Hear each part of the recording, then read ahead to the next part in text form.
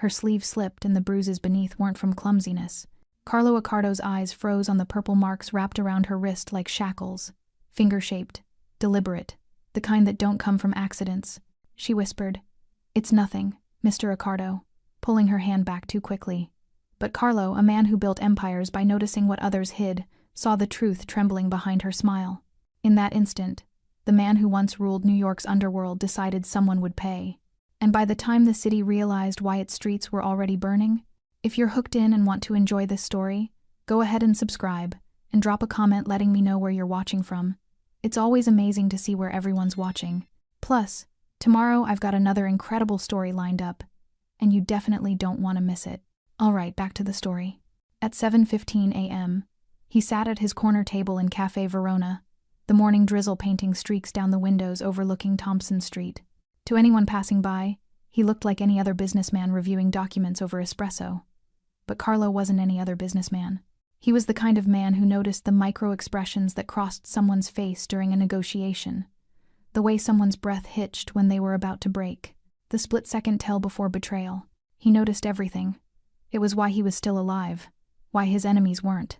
So when Susan Allison approached his table that gray Tuesday morning, he noticed immediately that something was wrong. Her right hand clutched the espresso saucer normally, but her left arm was pressed tight against her ribs, and her sleeve, the crisp white cuff of her server's uniform, was pulled down past her wrist. Not naturally down. Deliberately stretched, the fabric bunched in her palm like she was gripping a lifeline. "Good morning, Mr. Accardo," she said, her voice barely audible above the hiss of the espresso machine. It always was. In the 6 months Susan had worked at Cafe Verona, he'd never heard her raise her voice. Not when the kitchen was slammed, not when difficult customers barked orders, not even when Polly Terranova, drunk and stupid, had knocked over a full tray of glassware near her station. She'd simply cleaned it up, quiet and efficient, while Polly apologized to the floor. "Morning, Susan." He watched her approach, her movements careful and practiced, like someone who'd learned to take up as little space as possible. She set the small porcelain cup down with both hands, a habit he'd noticed before, ensuring it never rattled against the saucer, and that's when it happened. The sleeve slipped, just for a second, maybe 2. But it was enough. Dark purple bruises wrapped around her forearm, ugly and unmistakable. Some were fresh, the color of storm clouds. Others were fading to that sickly yellow-green that meant they were at least a week old. But what made Carlo's blood run cold was the pattern. Not the random marks of a fall or accident. Fingerprints. Someone had grabbed her. Hard. Recently. His eyes caught them before she yanked her sleeve back down. And he saw her freeze a deer caught in headlights, her entire body going rigid with panic. She knew he'd seen. "Susan," he said quietly, setting down his pen. "Sit." "Oh, I should get back to sit." It wasn't loud. Carlo never needed to be loud. His power lived in the silence between words, in the weight of expectation that bent rooms to his will. It was a tone that made governors return calls and union bosses reconsider strikes. Susan sat in the chair across from him, perching on the edge like a bird ready to bolt. Her hands disappeared into her lap, sleeves pulled down, knuckles white. "What happened to your arm?" "Nothing, sir. I'm just clumsy." She forced a laugh that sounded like something breaking. "I bumped it on the counter yesterday while cleaning up. You know how narrow the space is behind the bar." Carlo leaned back in his chair, studying her. Susan Allison was 26, he knew from her employment file, vetted personally when his head barista, Mira, recommended her. Petite, with dark hair always pulled into a neat bun and warm brown eyes that now refused to meet his.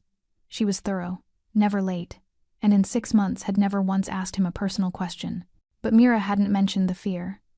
Because that's what Carlo saw now, sitting across from him in the early morning light of his cafe. Not embarrassment about clumsiness, not frustration at her own carelessness. Fear, pure and primal. "Both arms?" he asked gently, watching how her right hand unconsciously moved to grip her left forearm, protective. Susan's face lost what little color it had. Yes, I'm very clumsy. Always have been." "Show me." "Mr. Accardo, really, I'm fine." "Susan." He kept his voice soft, controlled. "Show me." Her hands trembled as she slowly, reluctantly, pulled back both sleeves. The bruises mirrored each other. Dark rings around both wrists, the pattern unmistakable. Someone had grabbed her from the front. their thumbs pressing into the soft underside of her arms while their fingers wrapped around, holding her in place. The kind of grip that said times you're not going anywhere asterisk. The bruises were layered, 2 fresh marks over healing ones. This wasn't a one-time incident. Carlo felt something cold and familiar settle in his chest. He'd built his empire in the shadows of New York's underworld. He'd made decisions most men couldn't stomach, crossed lines that kept him awake on the rare nights his conscience spoke up. But he had rules, codes that weren't written down but were harder than any law. And one of those rules was simple. You didn't hurt people who couldn't fight back.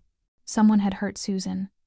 Someone had grabbed this woman, this quiet, diligent person who showed up every morning to make coffee and clear tables hard enough to leave marks that looked days old, and she was terrified enough to lie about it. Who did this? No one. I told you. Susan. He leaned forward, making himself smaller, less threatening. You work in my establishment, under my roof. That means you're under my protection. Do you understand? She looked at him with those frightened eyes, and for a moment he thought she might tell him. Her lips parted slightly. He could see her weighing the cost of truth against the cost of silence. Then she stood abruptly. I really should get back to work. The morning rush is coming. Susan. Thank you for your concern, Mr. Ricardo. I promise I'll be more careful. She fled across the cafe floor toward the bar. Carlo sat alone, his espresso untouched and going cold. He couldn't stop seeing those bruises, couldn't stop seeing the fear. In that moment, surrounded by the gentle hum of morning conversation, the most powerful man in New York made a decision that would shake the city to its foundations. Susan Allison would never be hurt again. Carlo sat motionless at his corner table for exactly 3 minutes after Susan disappeared behind the bar. To the handful of early morning customers filtering into Cafe Verona, he appeared calm, a businessman lost in thought, his espresso cooling in its cup. But beneath the tailored Italian suit and the carefully neutral expression, something ancient and dangerous had awakened. He'd seen men broken in interrogation rooms, watched rivals bleed out in abandoned warehouses, built an empire on calculated violence and strategic fear. But those men had chosen their path. They'd walked into his world with their eyes open, knowing the rules of engagement. Susan Allison hadn't chosen anything. She'd just wanted to pour coffee and go home. That made all the difference. Carlo stood, buttoning his suit jacket with practiced precision. He caught Mira's eye across the cafe, his head barista, a sharp-eyed woman in her 50s who'd worked for him since he'd opened Verona 8 years ago. She nodded once, understanding the unspoken command. Asterisk, watch her asterisk. He walked through the cafe's back entrance, past the kitchen, where morning prep was already underway, and up the narrow staircase that led to his private office. The room was modest by his standards, a desk, 2 chairs, a window overlooking the street below, and a wall safe hidden behind a painting of the Amalfi Coast. But it was soundproof, secure, and connected to a network that reached into every shadow of New York City. Carlo pulled out his phone and dialed a number he knew by heart. Yeah. Boss? Vince Morelli answered on the second ring, his voice rough with sleep. My office. 20 minutes. Everything okay? 20 minutes, Vince. He ended the call and moved to the window, watching the street come alive below. A delivery truck double-parked. A mother walked her daughter to the bus stop, both laughing at something on the girl's phone. A jogger splashed through puddles left by the morning rain. Normal people, living normal lives. Susan should have been one of them. Carlo's reflection stared back at him from the window glass, dark hair graying at the temples, sharp features that his mother once said looked like his grandfather's, and eyes that had seen too much to ever look truly young. He was 43. Old enough to know that violence solved some problems and created others. Old enough to understand that the truest power wasn't in the gun or the knife. It was in knowing exactly where to apply pressure until the whole structure collapsed. 18 minutes later, Vince Morelli knocked twice and entered without waiting for permission. Carlo's consigliere was built like a truck, 6'3", 240 pounds of muscle wrapped in a charcoal suit that strained at the shoulders. His nose had been broken 3 times, and a scar traced his left jawline from a knife fight in his 20s. But his eyes were sharp, intelligent, and completely loyal. What happened? Vince asked, reading Carlo's posture instantly. Susan Allison. What do we know about her? Vince's brow furrowed. The waitress? Quiet girl. Always on time. Mira vouched for her 6 months ago. Clean background check. No criminal record. No outstanding debts. Lives in a studio apartment in Hell's Kitchen. Pays rent on time. Why? Someone's hurting her. The temperature in the room dropped 10 degrees. Who? Vince's voice went flat, professional. I don't know yet. That's why you're here. Carlo turned from the window, his expression carved from stone. I want everything. Her phone records, bank statements, social media, employment history. Every person she's interacted with in the last year. Who she dates, who she fights with, who she avoids. I want to know what she eats for breakfast and what keeps her awake at night. Vince pulled out his phone, already typing notes. How bad are we talking? Bruises on both wrists, finger-shaped, layered, some fresh, some healing. She lied to my face about it, said she was clumsy. But I saw her eyes, Vince. She's terrified. Jesus. Vince looked up, his jaw tight. You want me to grab whoever it is? Have a conversation? No. Carlo's voice was absolute. This doesn't end with a broken arm in an alley. That's too quick, too simple. I want to know everything about whoever's doing this to her. Everything they value, everyone they love, every secret they're hiding. And then I want to take it all away. Vince studied his boss for a long moment. They'd known each other for 20 years, since Vince was an enforcer, and Carlo was still proving himself to the old families. Vince had seen Carlo order executions without blinking, had watched him negotiate treaties that reshaped the city's underworld. But this was different. This was personal in a way that made even Vince uncomfortable. Boss, you sure about this? She's just a waitress.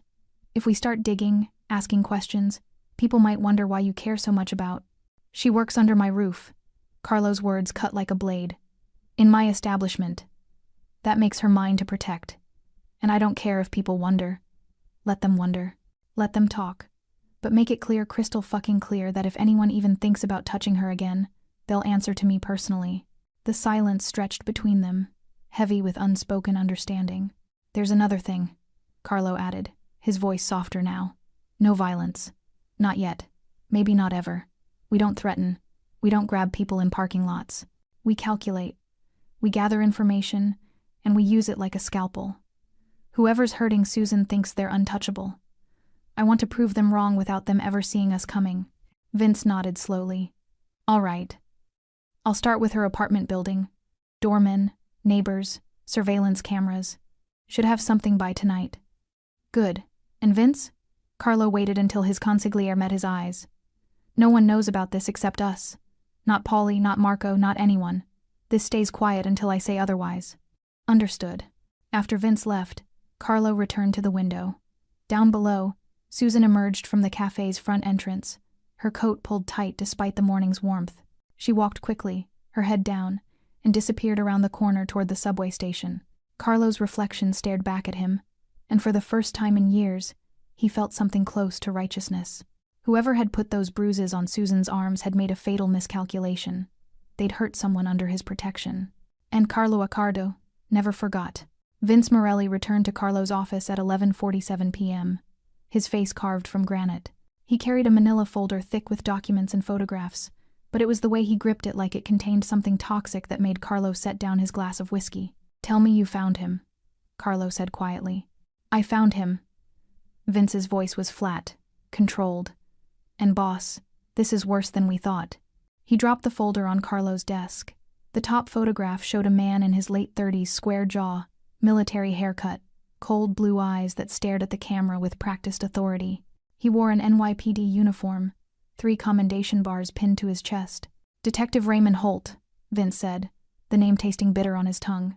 Decorated officer, 12 years on the force, works out of the 14th precinct, 2 citations for bravery, 1 for saving a kid from a burning building. The press loves him. The mayors mentioned him by name in 3 different speeches about New York's finest. Carlo picked up the photograph, studying the face. Holt looked like someone's idea of a hero, strong, confident, trustworthy. The kind of man parents pointed to when they told their kids to find a police officer if they were lost. Keep going, Carlo said, his voice dangerously quiet. He's been dating Susan for 8 months. Started friendly. According to her coworker at her old job, she used to waitress at a diner in Murray Hill before Mira brought her here. Holt came in regular, left big tips, asked her out. She said yes. Vince flipped through the folder, pulling out surveillance photos. First 3 months looked normal. Dinner dates, movies, the whole romantic thing. Then she moved apartments suddenly. Didn't tell anyone at the diner why, just quit with 2 days' notice. He moved her, Carlo said, reading between the lines. Yeah, got her a studio in Hell's Kitchen. His name's not on the lease, but my guy traced the deposit check. Came from an account registered to Holt's mother, but the handwriting matches his signature on police reports. Classic control move: isolate the victim, make her dependent. Carlo felt that cold rage settling deeper into his chest. He'd seen this pattern before, in different contexts. Men who needed to own, to dominate, to crush anything that reminded them they were human. The neighbors? He asked. Heard arguing, lots of it. One woman on Susan's floor said she almost called the cops twice, but Vince's jaw tightened. She saw Holt leaving in uniform once, figured if he was a cop, maybe she was the problem. Of course she did. Carlo's words dripped with contempt. What else? Vince pulled out another document: phone records, highlighted in yellow. He calls her 17, 18 times a day, sometimes more. Started tracking her phone about 4 months ago. I found the spyware when I had our tech guy check her cell. He knows where she is every minute. If she doesn't answer within 5 minutes, he shows up wherever she is. He's stalking her with a badge. It gets worse. Vince sat down heavily in the chair across from Carlo. I talked to a friend at the 14th. Very quietly, very carefully. Holt's got a reputation. 3 complaints filed against him in the last 5 years: excessive force, witness intimidation, verbal abuse, all of them buried by his lieutenant, who happens to be married to a city councilwoman. Holt's untouchable, boss. He knows it. His precinct knows it. And anyone who's tried to challenge him has found their life suddenly very complicated.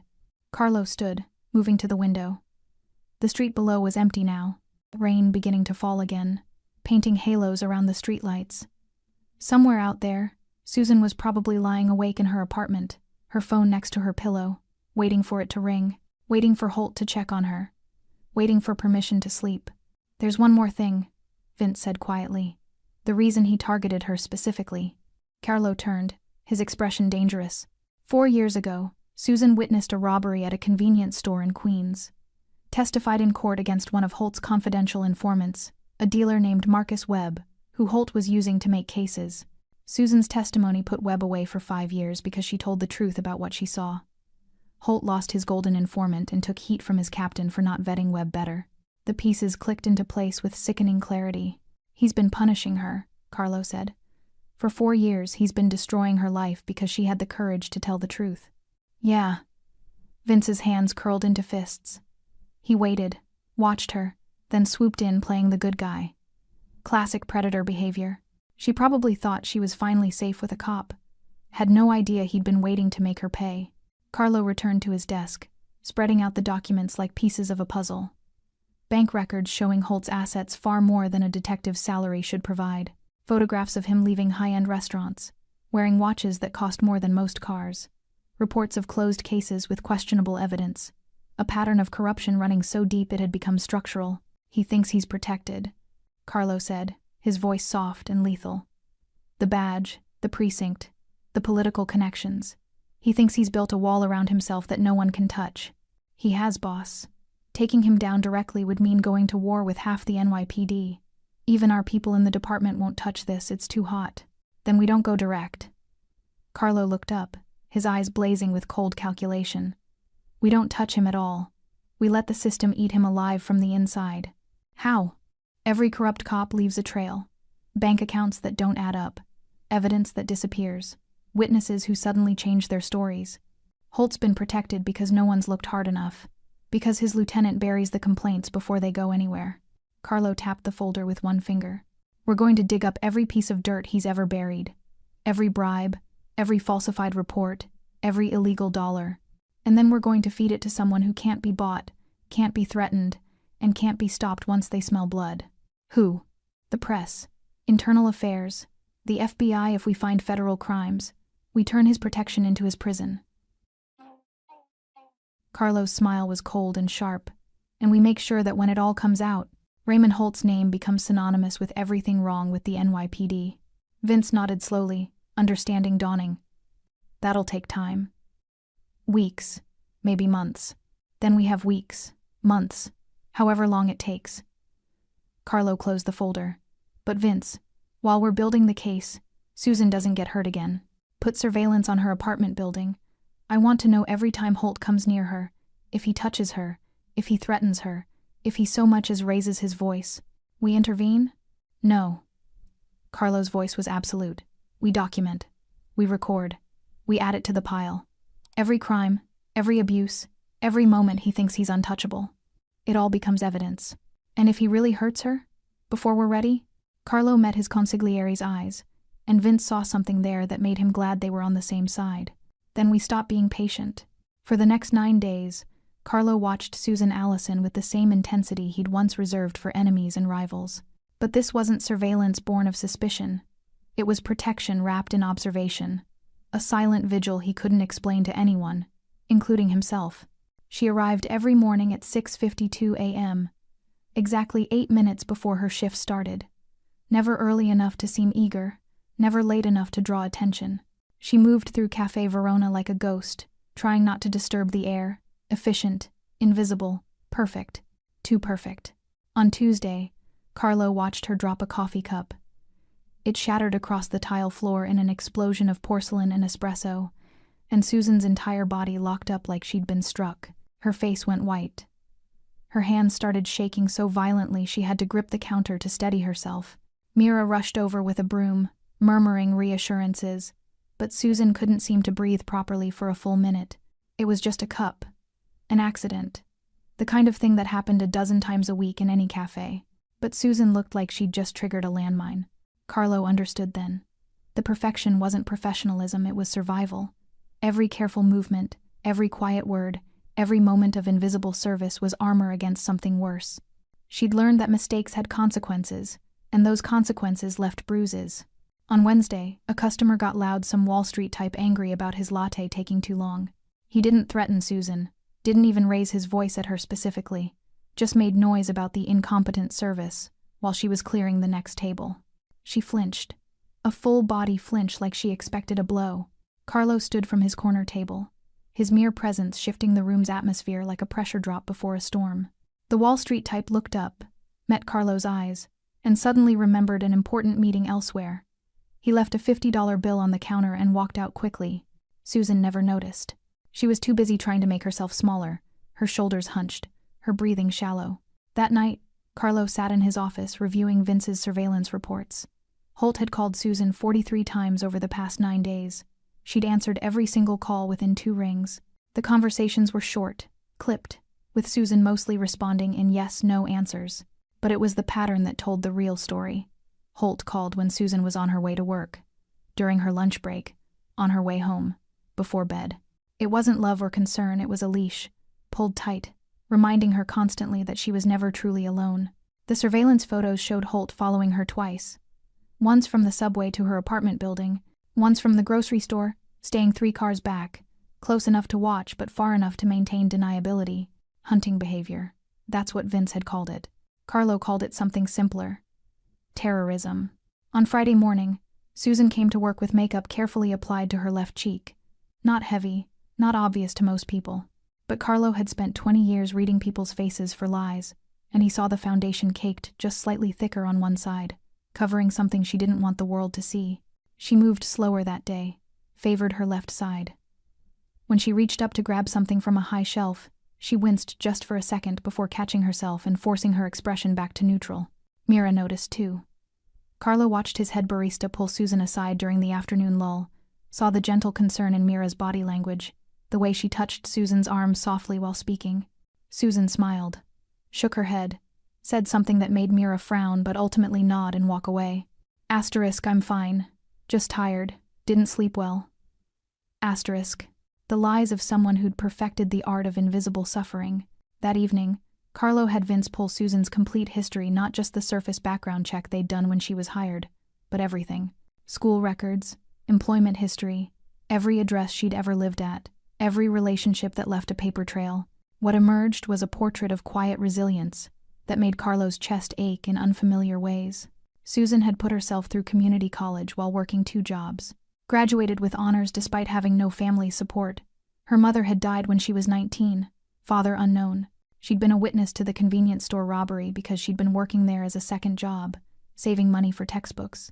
She'd testified against Marcus Webb knowing it would cost her that job, knowing Webb's friends might retaliate. She'd done it anyway because it was the right thing to do. and Raymond Holt had punished her for that integrity ever since. "There's something else," Vince said, sliding another document across Carlo's desk. "I found the original witness statement she gave 4 years ago, before Holt got involved in the case." Carlo read it carefully. Susan's account was detailed, precise, unflinching. She described exactly what she saw, including details that implicated Webb, but also contradicted the initial police report filed by Holt, Carlo said quietly. "He filed the initial report, got the details wrong, probably because he was protecting his informant. Then Susan testified and exposed the inconsistencies. Made him look incompetent in front of a grand jury," Vince confirmed. "His captain chewed him out in front of half the precinct. Rumor is it cost him a promotion." So Holt had waited, watched, found Susan years later, and inserted himself into her life wearing the mask of a hero, all so he could make her pay, slowly, for having the courage to tell the truth when he'd tried to bury it. Carlo stood and moved to his window, looking down at the cafe below. Susan was wiping down tables, her movements mechanical and precise.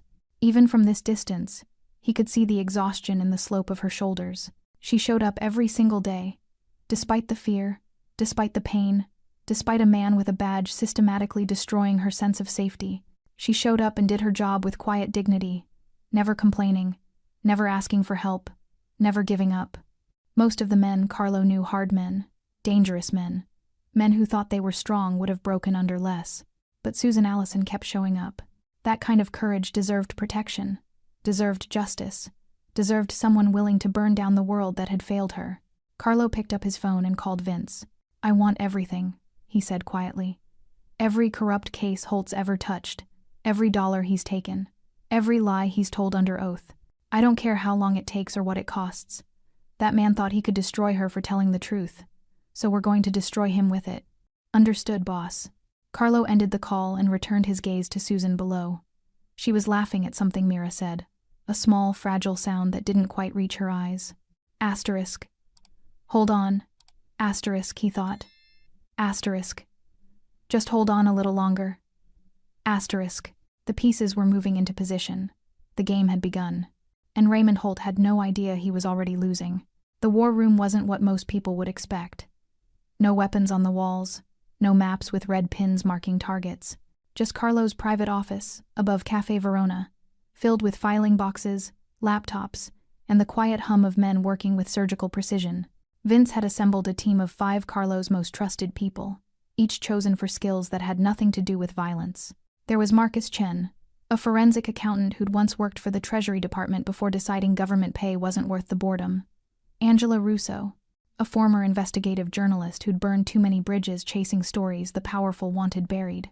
Tommy Numbers, Calabrese, who could hack systems that didn't officially exist. And 2 others whose names Carlo kept even from himself, information brokers who traded in secrets like currency. They'd been working for 3 weeks, and the evidence was staggering.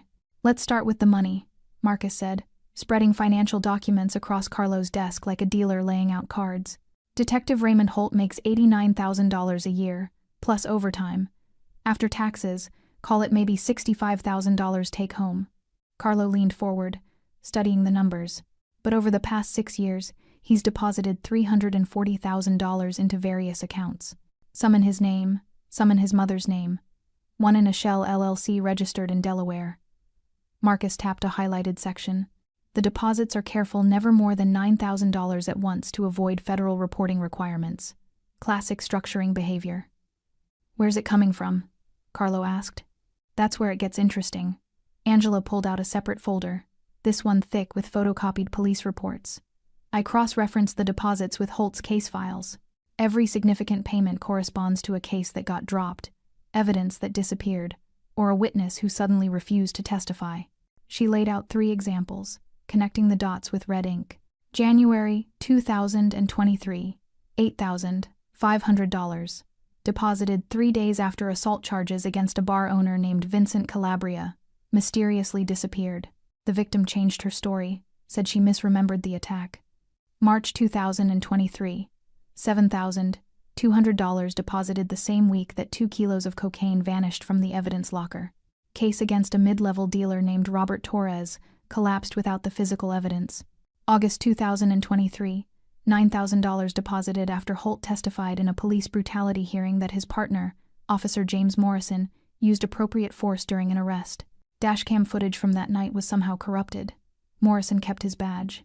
Carlo absorbed each detail, his mind cataloging the pattern. This wasn't just a bad cop taking bribes. This was systematic corruption. A one-man crime wave hiding behind a shield. "How many cases total?" he asked. 19 that we can prove with documents, Angela said. "Probably twice that many if we count the ones where the evidence was destroyed too thoroughly." Tommy looked up from his laptop, adjusting his glasses. "And boss, I found something else. Holt's been using NYPD databases to run searches on people who aren't connected to any active cases. Hundreds of queries over the past 3 years, criminal records, addresses, financial information. He's selling information," Vince said from his position by the window. "Or using it for leverage," Carlo added. "Who's he searching?" "Business owners mostly. Some politicians. A few lawyers. Several people with gambling debts or immigration issues. Anyone vulnerable." Tommy pulled up a spreadsheet. "I matched the searches to his deposits. The timeline fits. He digs up dirt, approaches the target privately, and suddenly money appears in his accounts."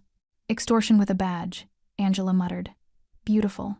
The victims can't report him because he's the one they'd report to." Carlo stood and walked to the window, looking down at the morning crowd flowing past Cafe Verona. Somewhere in that river of humanity, Raymond Holt was walking around believing himself untouchable, believing that the badge gave him permission to terrorize whoever he wanted. "What about internal affairs?" Carlo asked. "You said there were complaints filed." Angela nodded grimly. 3 formal complaints over 5 years, 2 for excessive force, 1 for witness intimidation. All of them buried by Lieutenant Kevin Walsh, Holt's commanding officer. "Let me guess, Walsh is dirty too?" "Not quite. Walsh is married to City Councilwoman Patricia Walsh. She sits on the committee that approves NYPD budget increases and promotions. Walsh protects Holt, because Holt brings in arrests that make Walsh's numbers look good, which makes his wife happy, which keeps his marriage intact." Angela's expression was disgusted. "It's not corruption, it's just institutional self-interest, which is somehow worse." "So internal affairs won't touch him," Carlo said. "Not unless the evidence is absolutely overwhelming and completely public. They need political cover to move against someone with Holt's connections." Carlo turned back to his team. "Then we give them overwhelming. We give them undeniable. We give them evidence so solid that protecting Holt would destroy everyone who touches it." "We're already building it," Vince said. "Marcus has the financial records documenting the bribes. Angela's verified 19 cases of corruption. Tommy's got proof he's been illegally accessing databases. We've got enough to bury him twice over. But there's a problem," Angela interjected. "All this evidence was obtained through," she gestured vaguely, "let's call them unconventional methods. We can't just hand this to Internal Affairs or the FBI. They'll ask how we got it, and everything falls apart." Carlo had already considered this. "So we don't hand it to them. We leak it to someone who can authenticate the information independently, someone who'll dig deeper and find the official sources to back up what we're giving them." "A journalist," Angela said, understanding dawning. "Someone with credibility and resources." "Exactly. Someone hungry enough to chase the story but legitimate enough that when they publish, the authorities have to respond." Carlo looked at Angela. "You used to work in investigative journalism. Who's the best?" Angela thought for a moment. "Diane Hartfield at the Times New York Chronicle **. She broke the story on the pension fund scandal last year. Tenacious as hell. Won't back down from pressure. And she's got editors who'll protect her sources. If we give her enough to start digging, she'll find the rest herself." "Perfect." Carlo turned to Marcus. "Clean up the financial documents, remove any indication of how we obtained them. Make it look like an anonymous tipster from inside the department. Tommy, same with the database records. Angela, you'll be our intermediary. You've got credibility in that world." "What about the personal stuff?" Vince asked. "The abuse, the stalking, the threats against Susan?" Carlo's expression hardened. "That's the final piece. We've been documenting everything, the calls, the following, the surveillance. Once the corruption story breaks, and Holt's on the defensive, we leak evidence of him abusing his authority to terrorize a civilian. We make him into the perfect villain, corrupt cop who beats women. The press will eat him alive," Angela said. "The press, Internal Affairs, the FBI, the mayor's office, everyone will want a piece of him. And by the time they're done, Raymond Holt won't just lose his badge. He'll lose everything." Carlo returned to the desk, looking at the assembled evidence, weeks of meticulous work, hundreds of hours of investigation, all building toward a single devastating moment. "How long until we're ready to move?" he asked. 2 weeks, Marcus said. "Maybe 3. We need to verify a few more financial transactions, get copies of the official case files to give Hartfield something to authenticate our information. Then we have 3 weeks." Carlo's voice was cold and absolute. "But understand this, once we start, we don't stop. Holt will know someone's coming for him. He'll get desperate, dangerous. We need to be ready for anything." Vince nodded. "I've got people watching Susan around the clock. If Holt makes a move, we document it," Carlo interrupted. "Everything becomes evidence. Every threat, every moment of intimidation. We're building a case that'll stand up in court, and the court of public opinion." "And if he really hurts her?" Vince asked quietly. Carlo met his consigliere's eyes. "Then the plan changes, and we remind Detective Holt that there are things worse than prison." The room fell silent, everyone understanding the unspoken promise. "All right," Carlo said. 3 weeks. Let's make them count." The first crack in Raymond Holt's armor appeared on a Thursday morning, buried on page 6 of the Times New York Chronicle Times under the headline, "Questions Raised Over Missing Evidence in NYPD Cases." Diane Hartfield's article was surgical, careful not to name Holt directly yet, but laying out a pattern of irregularities at the 14th precinct.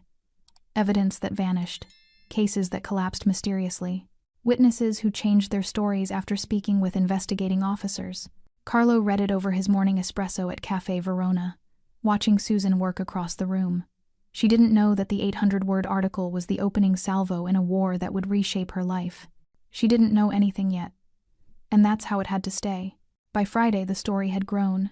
Hartfield published a follow-up naming the precinct specifically and citing anonymous sources within the department, who confirmed that Internal Affairs had opened a preliminary inquiry into evidence handling procedures.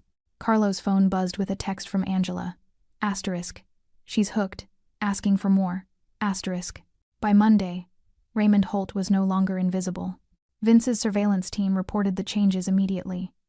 Holt had been called into a meeting with Lieutenant Walsh that lasted 90 minutes. He emerged looking rattled, his usual cocky stride replaced with something tighter, more controlled.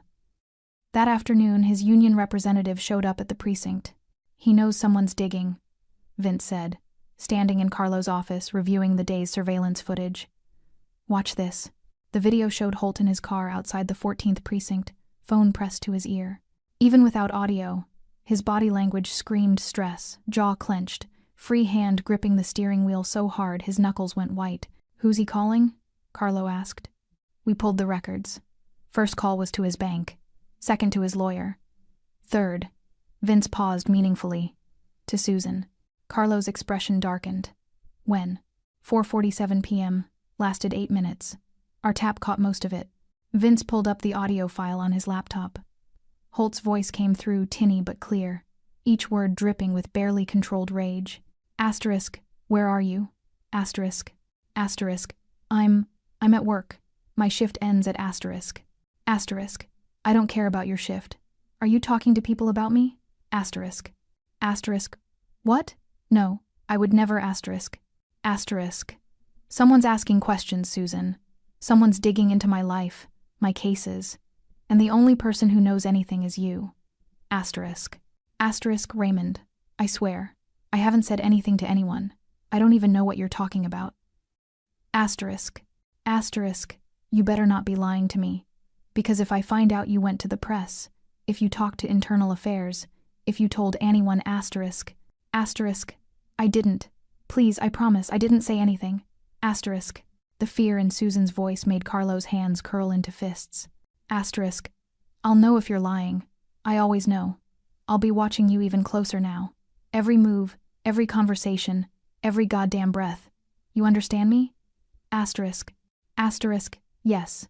Asterisk. Asterisk. Say it again. Asterisk. I understand. Asterisk. Good. Now get back to work and keep your mouth shut. Asterisk." The call ended abruptly. Vince closed the laptop. "That was this afternoon," he said quietly. "Susan's been jumpy ever since. Dropped 2 cups during the dinner shift. Mira had to send her home early." Carlo stood and moved to the window, his reflection staring back at him in the darkening glass.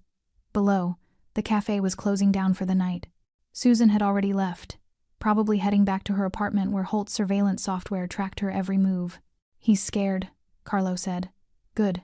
Scared people make mistakes. They also get violent," Vince countered. "We're pushing him toward the edge, boss. What happens when he goes over? Then we catch him on camera doing something that destroys him completely." Carlo turned back. "How's our surveillance on Susan's building?" 3 cameras covering the entrance and her floor. Audio in the hallway outside her apartment. We can't go inside, but we'll hear anything that happens in the corridor. Plus, we've got 2 guys rotating shifts in a car across the street. Not enough. I want 4 guys. 2 in the car, 2 on foot. If Holt shows up, I want every second documented. He'll spot a tail if we get too close. He's paranoid right now. He's seeing threats everywhere. That works in our favor. He'll be too distracted watching his own back to notice ours." Vince nodded and pulled out his phone to make arrangements.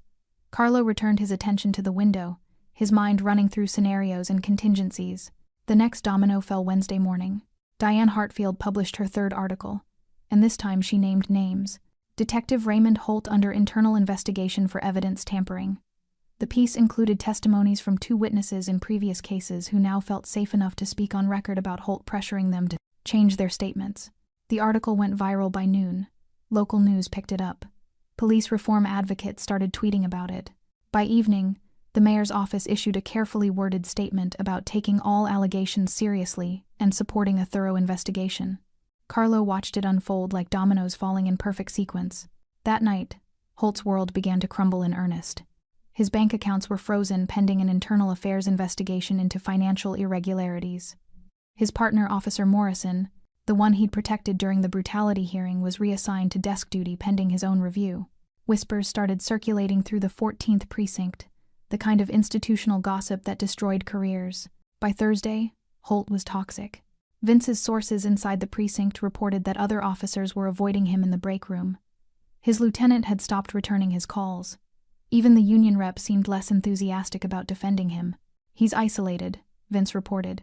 "Everyone who used to protect him is backing away. They can smell the blood in the water."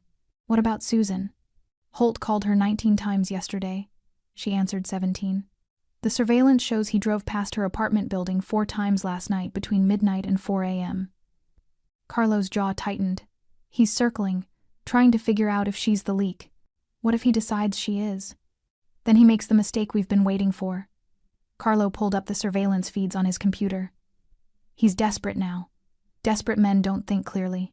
They act on emotion, on fear, on rage. And when Holt finally snaps, when he stops being careful and shows the world what he really is, we'll have every camera rolling.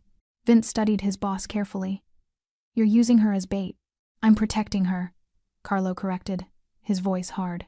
"Every move we've made has been to build a cage around Holt so tight he can't touch her without destroying himself completely. Yes, we're letting him feel the pressure. Yes, we're watching to see how he reacts. But Susan is surrounded by my people 24 hours a day. Holt can't get to her without going through us. And if he tries anyway?" Carlo's smile was cold and sharp. "Then we get everything we need to finish this, and Raymond Holt learns what happens when you threaten something I've decided to protect." Friday evening, the pressure found its release. Holt showed up at Cafe Verona. He didn't come in uniform that would have been too obvious. Instead, he wore jeans and a leather jacket, trying to look casual as he took a seat at the counter. But Carlo saw him immediately, saw the tightness around his eyes, the way his hands trembled slightly as he ordered coffee from Mira, saw how his gaze tracked Susan as she moved through the cafe, oblivious to the predator watching her. Carlo remained at his corner table, appearing to read a newspaper while every sense focused on Holt. Around the cafe, 3 of his people were positioned casually, Marco near the door, Polly at a window table, Angela posing as a customer with a laptop. Everyone was ready. Holt waited until Susan approached to refill his coffee. As she reached for his cup, he grabbed her wrist. Not hard, not violent, just firm enough to stop her movement, his fingers wrapping around the exact spots where old bruises had finally started to fade. "We need to talk," Holt said quietly. And Carlo stood up. Carlo crossed the cafe floor in 6 strides, his presence shifting the atmosphere like a storm front moving in. Conversations died mid-sentence. Customers looked up from their phones. Even the espresso machine seemed to hiss more quietly. Holt's hand was still wrapped around Susan's wrist. "Let her go," Carlo said quietly. Holt looked up, his face a mask of fake confusion. "Excuse me? I'm just talking to—" "Let her go." The words carried weight that had nothing to do with volume. It was the tone of a man who'd ordered executions with less emotion, who'd watched empires crumble with the same calm detachment. Holt released Susan's wrist slowly, deliberately, like he was doing Carlo a favor. "I don't know who you think you are, but this is a private conversation between me and my girlfriend." "No," Carlo said. "This is you leaving my establishment. Now." "Your establishment?" Holt's laugh was sharp and bitter. "You know who I am? I'm NYPD. I could have this place shut down for health violations before—" "Detective Raymond Holt, badge number 4, 7293. Currently under internal affairs investigation for evidence tampering, financial irregularities, and abuse of police databases." Carlo's voice remained perfectly calm, each word precise as a scalpel. 12 years on the force, 3 formal complaints buried by your lieutenant, and approximately $340,000 in unexplained deposits over 6 years. Did I miss anything? The color drained from Holt's face. "I don't know what you think you know, but I know you need to leave. Susan has work to do." Holt stood abruptly, his chair scraping against the floor. He was bigger than Carlo, younger, probably thought his police training gave him an advantage in a physical confrontation. But something in Carlo's eyes made him hesitate, some recognition that violence here would end very badly for him. "This isn't over," Holt said, looking past Carlo to Susan. "We'll talk later, at home." "She doesn't have to go anywhere with you," Carlo said. "She's my girlfriend. She lives in an apartment I pay for. So yeah, she does." Holt grabbed his jacket. "Unless you've got some claim on her I don't know about." Carlo didn't answer. Didn't need to. Holt left, slamming the door hard enough to make the windows rattle. The cafe remained silent for 3 full seconds before conversation slowly resumed. Marco returned to his position. Polly went back to his newspaper. Angela closed her laptop and quietly left. Susan stood frozen, her wrist cradled against her chest, staring at Carlo like she'd never seen him before. "Susan," Mira called gently from behind the counter. "Why don't you take your break? I've got the floor." Susan nodded mutely and walked toward the back of the cafe, her movements mechanical. Carlo followed at a distance, waiting until they were in the small employee break room before closing the door behind them. She stood with her back to him, shoulders trembling. "I'm sorry," she whispered. "I'm so sorry. I'll quit. I'll leave tonight. You don't need this kind of trouble because of me." "Sit down, Susan." "No, really. I should just sit down." She sat on the old couch against the wall, her hands twisted together in her lap. Carlo pulled up a chair and sat facing her, close enough to seem approachable but far enough to not be threatening. For a long moment, neither of them spoke. "How long?" Carlo asked finally. "How long what? How long has he been hurting you?" Susan's face crumpled. She tried to hold it together, tried to force that practiced smile, that rehearsed excuse. But something in Carlo's tone, gentle but absolute, broke through every defense she'd built. 8 months, she whispered. "It started slow. Just jealousy at first, wanting to know where I was, who I talked to. Then the phone calls. Then he moved me to a new apartment, said it was safer, that he wanted to take care of me. I thought," her voice broke, "I thought it meant he loved me." "When did it turn physical?" 4 months ago. I came home late from a double shift. My phone died, so I couldn't answer his calls. He was waiting in my apartment. Said I'd disrespected him, embarrassed him, made him look like a fool calling a phone that just rang and rang. She touched her ribs unconsciously. He pushed me against the wall, grabbed my wrists so I couldn't move. Told me if I ever ignored him again, it would be worse. Carlo's hands curled into fists, but his voice remained steady. And it got worse anyway. "Yes." Tears spilled down her cheeks. "It's never enough. I answer every call. I text him my location. I don't talk to other men. I come straight home after work. But there's always something I did wrong. Something that disrespects him. He says I made him this way, that if I just listened better, tried harder, loved him properly, he wouldn't have to correct me." "Correct you," Carlo repeated, the words tasting like poison.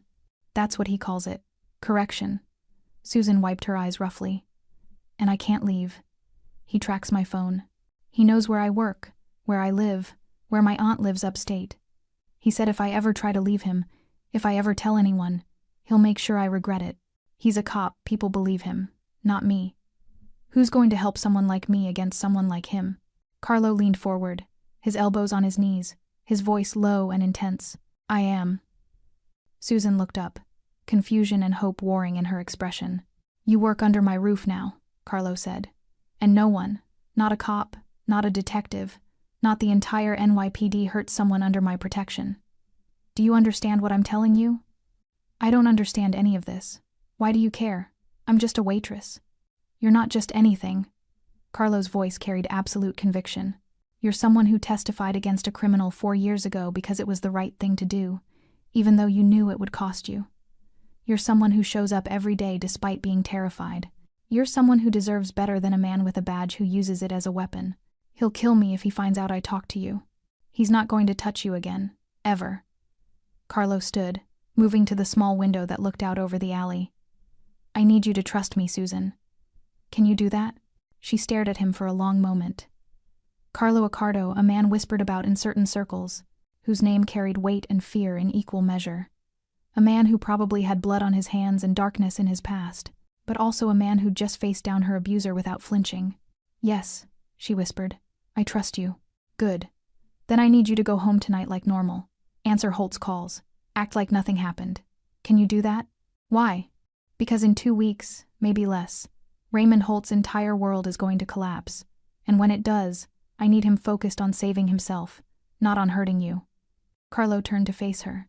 But if he comes near you, if he threatens you, if he does anything that makes you feel unsafe, you call me immediately, day or night. Understand? Susan nodded, accepting the business card he handed her. One more thing, Carlo said. What happened 4 years ago, the robbery you witnessed, the testimony against Marcus Webb. That's why Holt targeted you, isn't it? Her eyes widened. How did you? Because I pay attention. And because men like Holt always have reasons for the cruelty. He's been punishing you for telling the truth. Yes, she admitted. He told me once, after he'd been drinking, said I'd humiliated him, cost him his best informant, made him look incompetent. Said I needed to learn there were consequences for crossing him. Carlo's expression went cold and hard. There are consequences, he agreed. He's about to learn that firsthand. The package arrived at the Times New York Chronicle Times offices on a Tuesday morning, delivered by courier to Diane Hartfield's desk. No return address. Just a plain manila envelope with her name typed on the front. Inside were 47 pages that would destroy Raymond Holt's life. Diane spread them across her desk with the practiced efficiency of someone who'd received anonymous tips before. Bank statements showing deposits that didn't match a detective's salary. Photocopied police reports with handwritten notes in the margins notes that contradicted the official accounts. Database query logs showing hundreds of unauthorized searches. And most damning, a spreadsheet correlating Holt's financial deposits with cases that mysteriously collapsed or evidence that disappeared. Attached to the front page was a typed note on plain paper. Asterisk Detective Holt has been using his badge to extort, intimidate, and corrupt for years. The evidence is real. Verify it independently. Look at case #2019 to 4471 Torres, case #2081 to 8834 Calabria, case #2013 to 2156 Morrison IA hearing.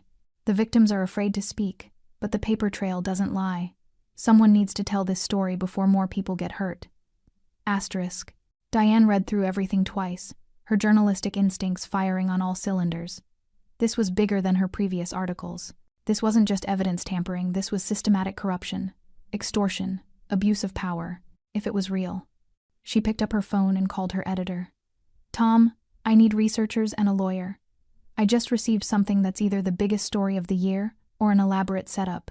Which one? Tom asked. Give me 72 hours and I'll tell you. Diane worked through the night, verifying every detail she could. The bank accounts existed. She confirmed that through public records. The cases listed were real. She pulled the court documents herself.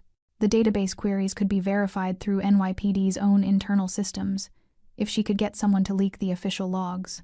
She made calls, lots of calls, to sources inside NYPD, to lawyers who'd handled cases against Holt, to witnesses who'd mysteriously changed their testimonies. Most wouldn't talk on record, but enough confirmed details off the record that the pattern became undeniable. By Thursday morning, she had enough. Tom, she said, walking into her editor's office with a thick folder. We need legal to review this before publication. But I've verified the core allegations. Holt's dirty. Really dirty. And I can prove it. How solid is your sourcing? 3 independent confirmations on the financial irregularities, 2 former witnesses willing to go on record about intimidation, and I've got copies of official case files that match the anonymous documents. Someone inside NYPD with access to internal affairs records sent this to me. Tom leaned back in his chair.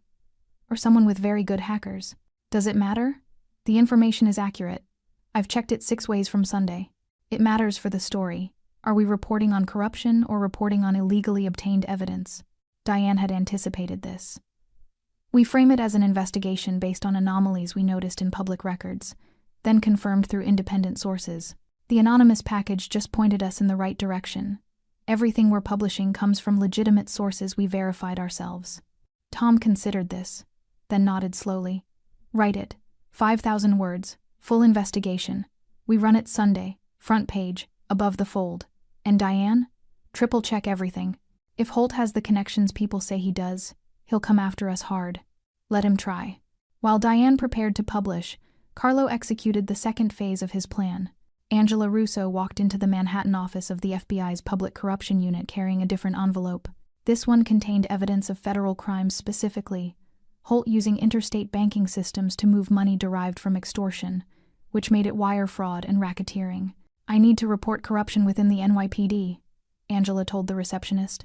She was shown to a small conference room where Special Agent Victoria Chen listened to her presentation with increasing interest. These are serious allegations, Chen said, reviewing the documents. How did you come across this information? I'm an investigative journalist, Angela said, using her real credentials. I was researching a story on evidence handling procedures and stumbled onto irregularities in Detective Holt's cases. When I dug deeper, I found the financial connections. It wasn't entirely true, but it was true enough to be believable. We'll need to verify this independently, Chen said.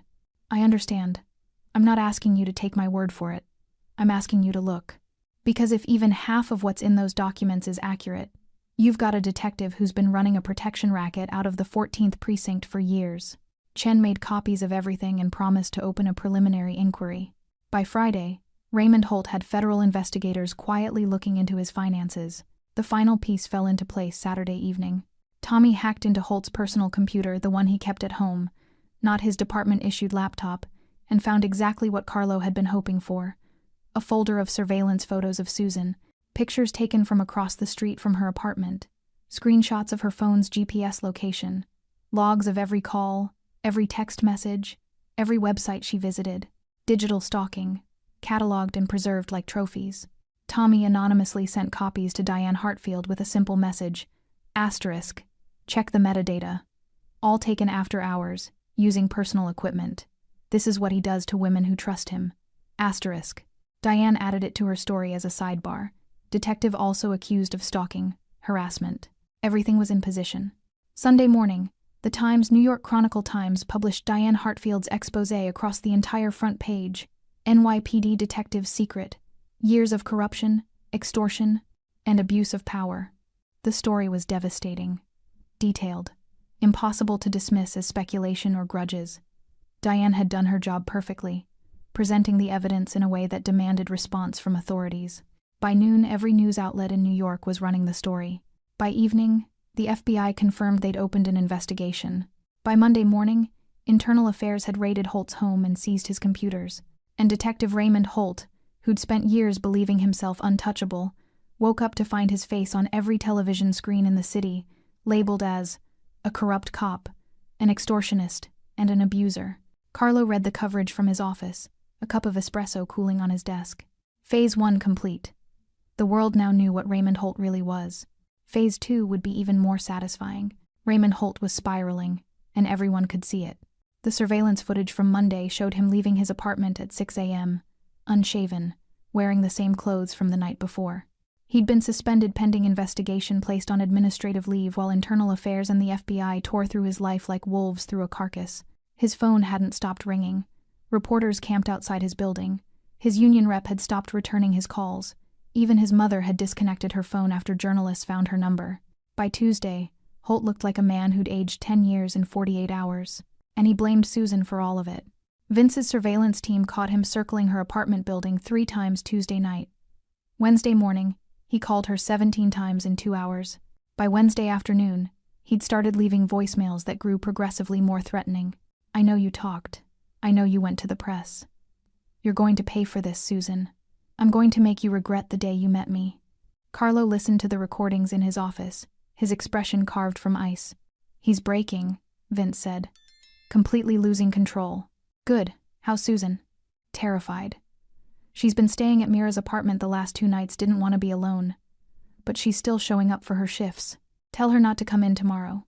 Boss, she's not going to listen. She needs the money, needs the routine. I think working is the only thing keeping her sane right now. Carlo considered this. Then we make sure she's protected. I want you here tomorrow, Marco, Polly, and Angela. Full coverage. You think he'll come here? I think he's got nothing left to lose, and men with nothing to lose do desperate things. Carlo stood, moving to his window. He'll come, and when he does, the entire city is going to watch him destroy himself. Thursday morning arrived cold and gray, the kind of November day that made people hurry from warm building to warm building without looking up.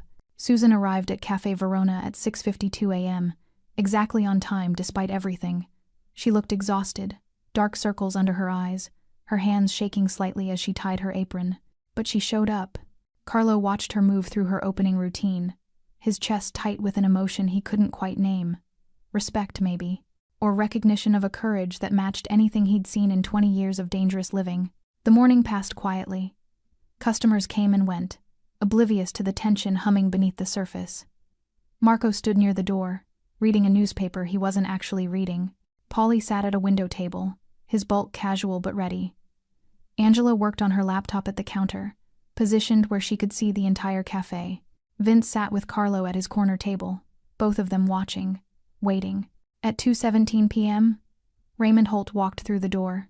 He looked like hell, bloodshot eyes, 3 days of stubble, his clothes wrinkled and stained. But more concerning was the wild energy radiating from him, the barely contained rage of someone who'd been pushed past their breaking point. Several customers looked up, then quickly away. Some recognition flickering across their faces, times that's the cop from the news times, followed by the instinctive decision to not get involved. Holt's eyes found Susan immediately. She was clearing a table near the back, her movements freezing as she saw him. Susan, he called across the cafe. We need to talk. Now. She didn't move. Couldn't move. Susan. Louder now, angrier. Don't ignore me. Carlo stood, buttoning his suit jacket. Across the cafe, Marco straightened from his newspaper. Polly set down his coffee. Angela's fingers moved across her laptop keyboard times, recording asterisk. Detective Holt, Carlo said calmly. You need to leave. Holt spun toward him, eyes blazing. You're behind this, aren't you? The articles, the investigation, all of it. You put her up to this. I did nothing except notice that someone was hurting my employee. Everything else was your own doing. Bullshit. Holt advanced toward Carlo, his hands clenched into fists. She told you things, private things about our relationship, and you used them against me. That's witness tampering, or intimidation, or what?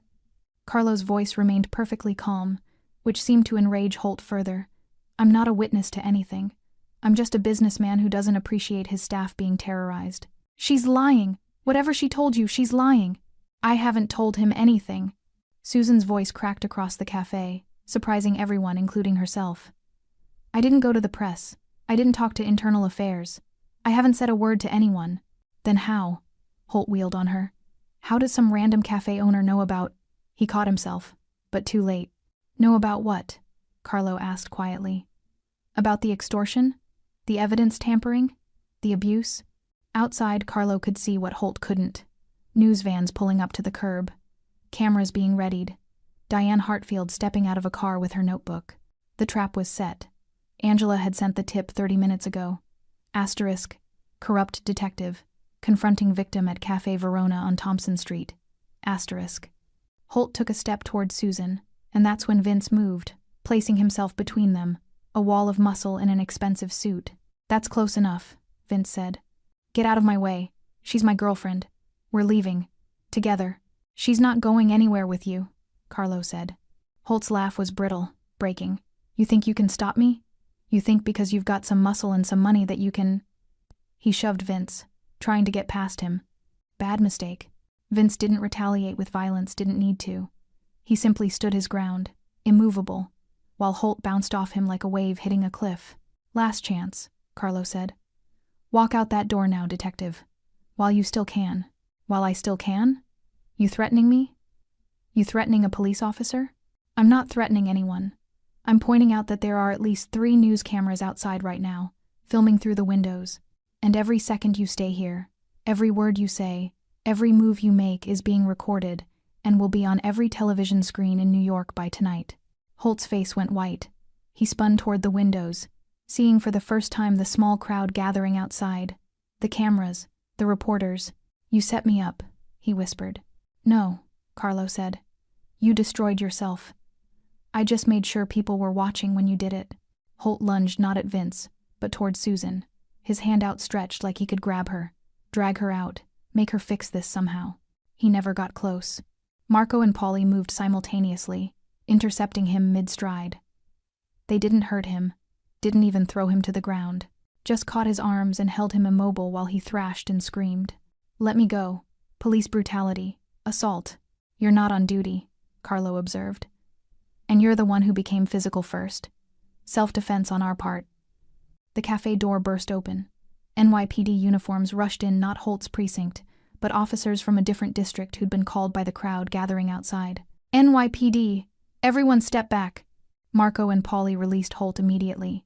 Hands raised, cooperative. This man is assaulting my girlfriend, Holt shouted, pointing at Susan. And these men attacked me. Sir, you need to calm down, one of the officers said, recognizing Holt. Recognition followed by something else, distaste maybe. Or disgust. Detective Holt, you're currently under investigation. You shouldn't be here. I can go wherever I want. I haven't been charged with anything. Sir. She's lying. They're all lying. I'm being framed. One of the officers turned to Carlo. What happened here? Detective Holt entered my establishment and became verbally aggressive toward my employee. When asked to leave, he refused and attempted to physically grab her. My staff intervened to protect her. That's all.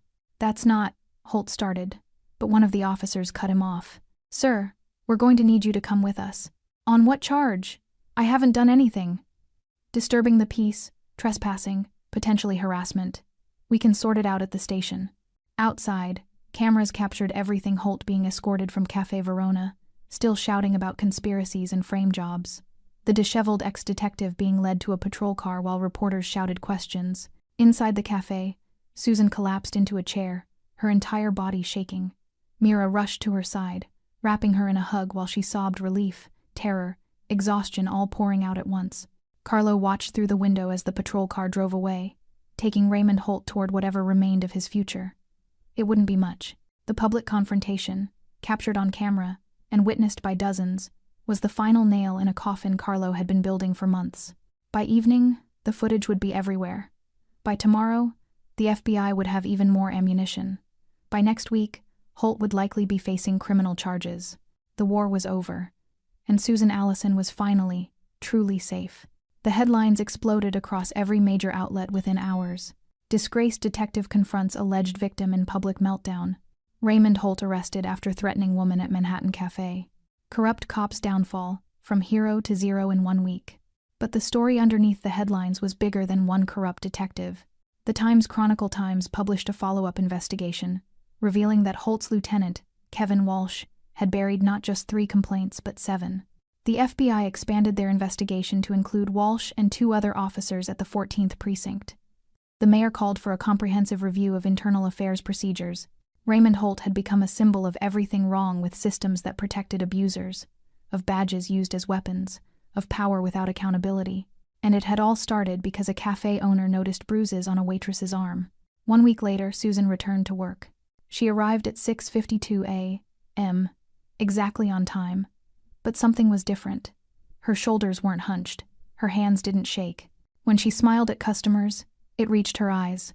Carlo watched from his corner table, his espresso cooling as it always did, his newspaper unread as it often was. He'd spent the week dealing with police statements, media inquiries, and ensuring that every legal protection possible was in place for Susan. The FBI had granted her witness protection status for the upcoming trials. A pro bono lawyer had helped her file a restraining order. And Carlo had quietly arranged for her apartment lease to be transferred to her name alone, with 6 months' rent paid in advance by an anonymous benefactor. She didn't know about that last part. Didn't need to know. Around 9 a.m., during the morning lull, Susan approached his table carrying a fresh espresso this time, her sleeves rolled up normally, the faded bruises visible but no longer hidden. "Mr. Ricardo," she said softly, setting down the cup. "May I sit, please?" She perched on the edge of the chair across from him, her hands folded in her lap. For a moment, she just looked at him. Really looked at him like she was trying to understand how a man like him had chosen to save someone like her.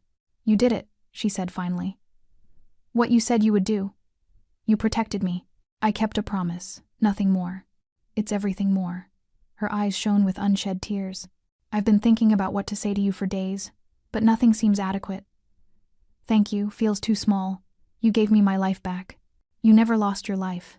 You just needed someone to remind you that you deserved to have it." Carlo leaned back in his chair. "What happened to you wasn't your fault, Susan. And what happens next, that's entirely up to you. The FBI wants me to testify.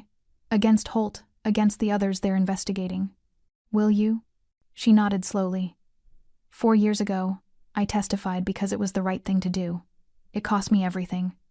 But now I understand it was worth it, because truth matters. Justice matters. Even when it's hard. Especially when it's hard. Carlo felt something shift in his chest. This woman who'd been broken and terrorized and afraid was choosing courage again. Choosing to stand up and speak truth to power, even after learning exactly how much it could cost. "You're braver than most of the men I know," he said quietly.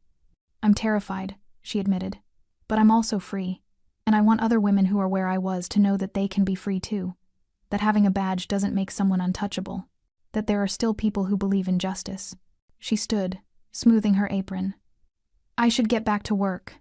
But Mr. Ricardo, Carlo, I want you to know something. You didn't just save me. You showed me that even in the darkest places, there are people who still care about doing what's right, even if they don't look like heroes."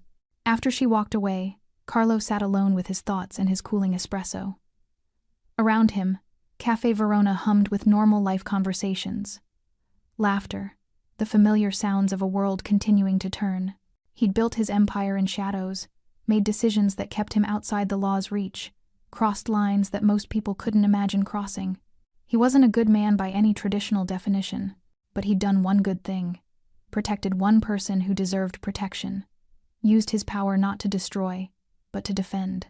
Maybe that didn't erase his past, but maybe it was a start. Vince appeared at his table, sliding into the chair Susan had vacated. "You hear the news? Holt's lawyer is trying to negotiate a plea deal, facing 14 federal charges and about 30 state charges. He's looking at 20 years minimum." "Good." Walsh and 2 other officers from the 14th are cooperating, giving up evidence on Holt in exchange for reduced sentences. The whole precinct's under investigation. They're calling it the biggest corruption scandal in NYPD history. Carlo nodded, absorbing the information without visible reaction. "There's something else," Vince said, his voice careful. "People are talking. Not bad talk, good talk. About how you protected Susan. How you took down a corrupt cop without violence. You're becoming, I don't know, different than before. I'm exactly who I've always been. Maybe, but people are seeing you differently. And boss?" Vince smiled slightly. "I think maybe you're seeing yourself differently too." After Vince left, Carlo finally picked up his espresso. It was cold now, but he drank it anyway, watching Susan move through the cafe with new lightness in her step. In a city built on fear and corruption, Carlo Accardo had done something unexpected. He'd made the law itself tremble not through violence or intimidation, but through patience, strategy, and an unwavering commitment to protecting someone who couldn't protect herself. The newspapers would call it many things: a scandal, a takedown, a victory for justice. But Carlo knew what it really was. One man noticing a woman's bruises and deciding that she mattered more than the system that failed her. 3 weeks later, Susan approached Carlo's table one final time during her shift. This time, she carried an envelope instead of espresso. "What's this?" he asked. "A letter. For you." She set it down carefully. "Don't read it now. Read it when you're alone. I wanted to put into words what I couldn't say out loud." Carlo accepted the envelope, tucking it into his jacket pocket. How are you doing? Really? Better. Some days are harder than others. I still look over my shoulder sometimes, still flinch at loud noises, but I'm sleeping through the night now. And I'm talking to a therapist one the FBI Victim Services recommended. She smiled, and this time it was genuine, warm, reaching her eyes. I'm healing. Slowly, but really healing. Good. I'm also enrolling in school. Spring semester at NYU. I want to study social work, maybe work with other women dealing with abuse. Turn what happened to me into something that helps others. Carlo felt pride swell in his chest, an unfamiliar emotion.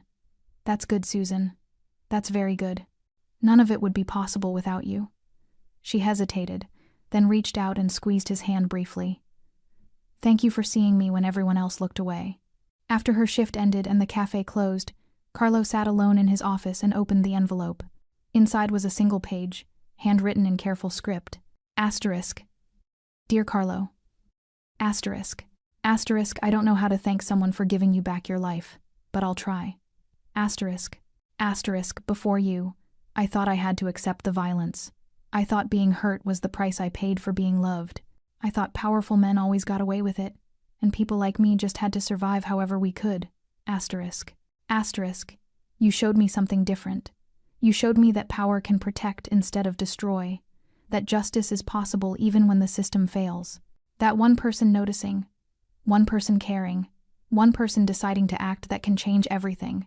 Asterisk. Asterisk. You're not a perfect man. I know that. You've probably done things I don't want to know about, made choices that would frighten me if I understood them fully. But you're a good man where it mattered most. You saw someone suffering and you chose to help, even when you didn't have to, even when there was nothing in it for you. Asterisk. Asterisk. That makes you a hero. My hero. Asterisk. Asterisk, I'll never forget what you did for me. And I promise you I won't waste this second chance. I'll live the kind of life that honors your gift. I'll be brave. I'll be honest. I'll help others the way you helped me. Asterisk. Asterisk. Thank you for noticing my bruises. Thank you for caring. Thank you for proving that even in the darkest places, there's still light if you look for it. Asterisk. Asterisk. With eternal gratitude, Susan Asterisk. Carlo read the letter twice, then folded it carefully and placed it in his desk drawer. Outside his window, New York City continued its eternal rhythm, millions of lives intersecting, millions of stories playing out in shadows and light. Somewhere in that vast machinery, Raymond Holt sat in a cell awaiting trial. Somewhere, Susan Allison was dreaming about her future instead of dreading it. And in a quiet cafe on Thompson Street, a man who'd spent his life in darkness had found one small piece of redemption. It wasn't forgiveness for his past. It wasn't absolution for his sins, but it was proof that even monsters could do something beautiful when they chose to notice the suffering of others. Carlo Accardo, feared mob boss, ruthless strategist, man of violence and shadows, had become the unlikely savior of one brave woman. And in saving her, perhaps he'd saved a small piece of himself as well. The espresso machine hissed softly below, preparing for tomorrow's first customers. Morning would come, as it always did, bringing new problems and old shadows.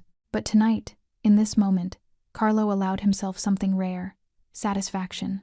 Thanks for sticking with this story till the end. If you enjoyed it, you're going to love the next one. It's packed with unexpected turns and heartfelt moments. Click the image on your screen to keep the journey going, and make sure to hit subscribe for more amazing stories. Drop a comment and rate this story from 1 to 10. I can't wait to see what you think.